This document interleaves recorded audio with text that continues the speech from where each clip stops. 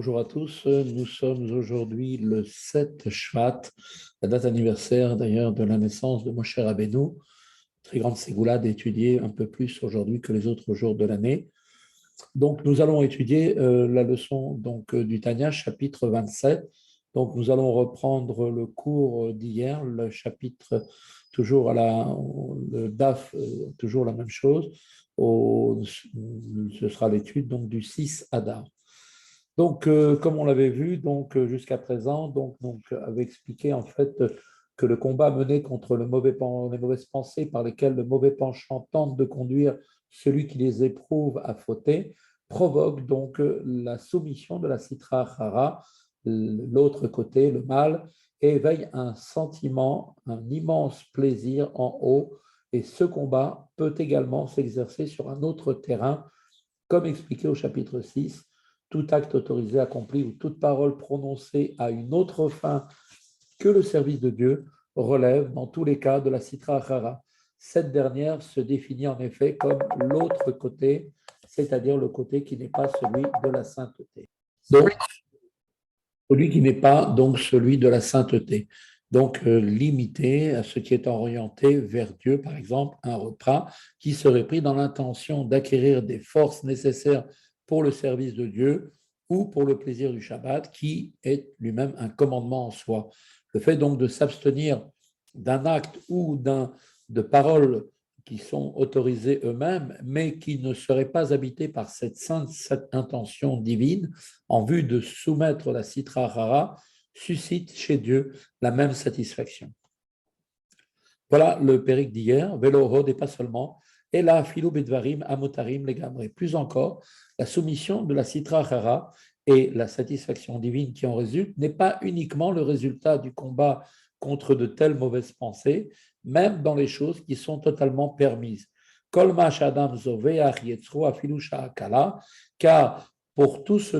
pourquoi l'homme va sacrifier son mauvais penchant, ne fût-ce qu'un court instant, c'est-à-dire que s'agissant d'un acte permis, et à plus forte raison, eh bien, il va en retarder l'exécution.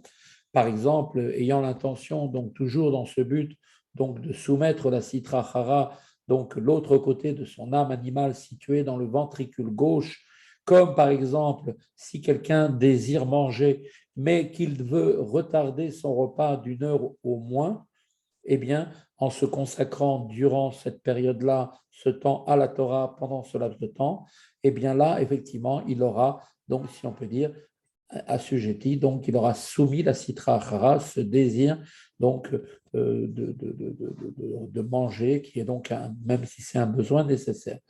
S'il trouve d'ailleurs une autre occupation, d'ordre matériel et pariellement recherché par son âme animale, eh bien, il ne soumet pas la Sitra Achara en différant son repas, puisque il s'adonne alors à cette même âme animale. En revanche, si la personne consacre ce temps à l'étude, bien que cela ne profite pas à cette étude, qu'il poursuivra de toute façon par la suite, et qu'il finisse, quoi qu'il en soit, par prendre son repas, eh bien, le seul fait de l'avoir repoussé, de l'avoir retardé, représente une soumission de la Sitra Achara qui, cela même, suscite la satisfaction divine. Kedaïta Begmara, comme cela est rapporté dans le Talmud, Shat Revit Machal Koradam, la quatrième heure à partir du lever du soleil de la journée, la quatrième heure, est l'heure de manger pour tout le monde. Par contre, Shat Shishit Machal Tamidei Chachamim. Par contre, la sixième heure est l'heure de manger pour les disciples des Chachamim.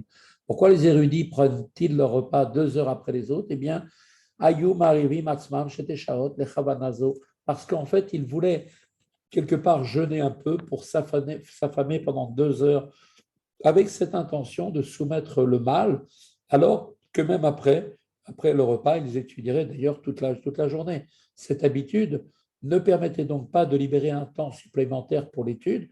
Sa seule finalité, son seul but était de mettre la Sitra Achara donc à bas et de la soumettre. Cet exemple est valable également dans d'autres domaines tels que la parole ou bien encore la pensée. De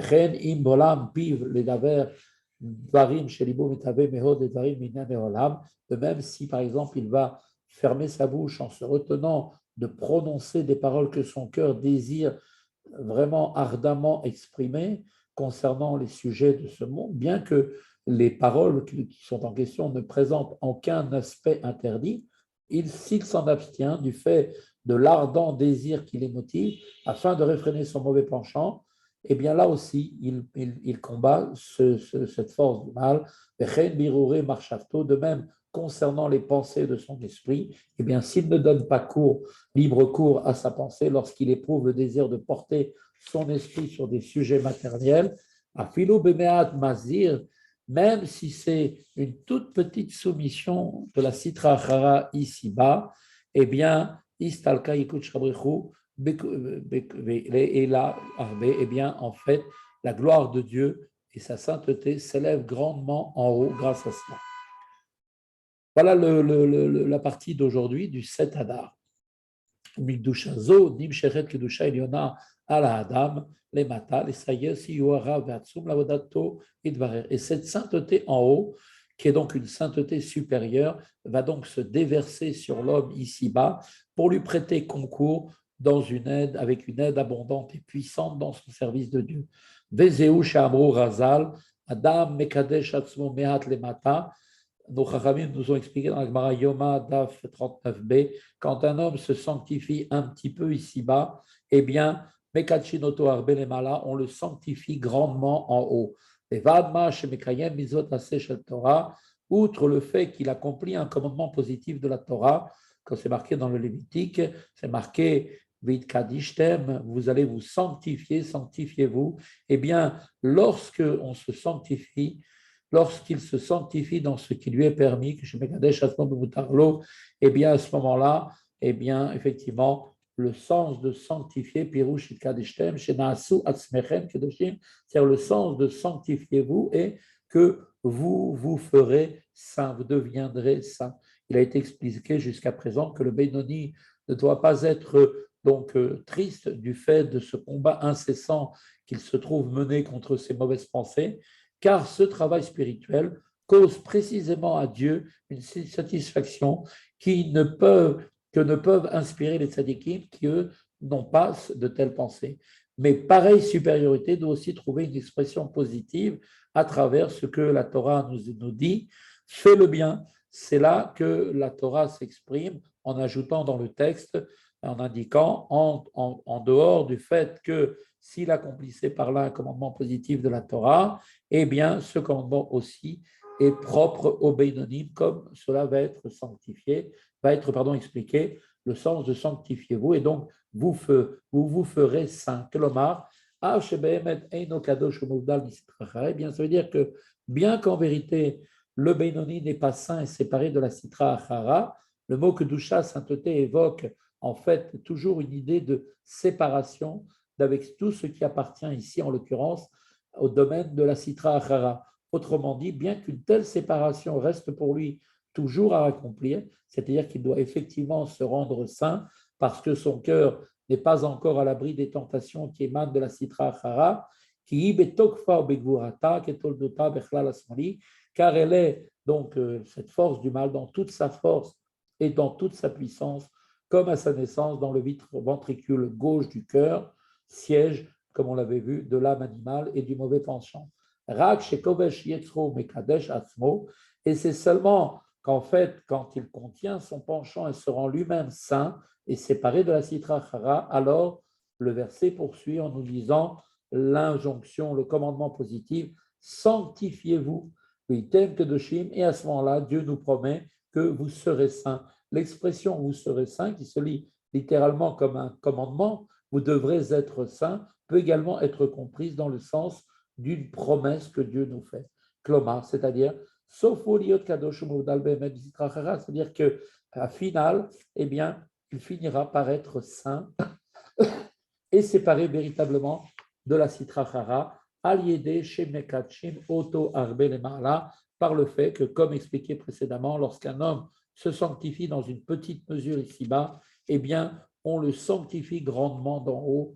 Mesayin Auto, les gars, Shah, Libo, Mehat, Mehat, et on l'aide donc à chasser la Sitra Achara de son cœur peu à peu.